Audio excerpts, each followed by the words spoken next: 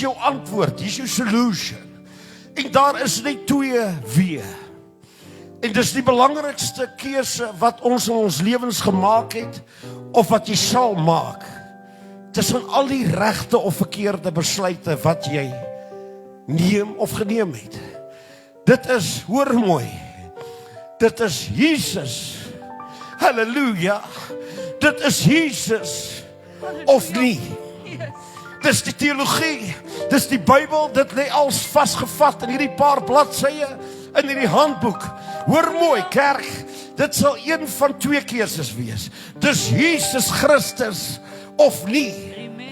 Maar as jy Christus het, word daar in my hart, nie net in hierdie boek verduidelik nie, het ek 'n ewige dispensasie. What will never end. There will be no pain, there will be no sorrow. Maar sonder Christus word ek weggegooi, ek word weggesluit, ek word uitgesluit, want alles lê binne in Christus, en dit beteken die redding van jou siel. That's all. Dis alles in die lewe, vandat jy gebore is, tot die dag wat ons jou begrawe.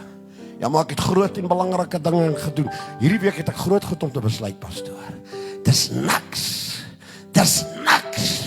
teen een wêreld wat met jou moet gebeur van 0 tot 100. Dis Jesus. That's all.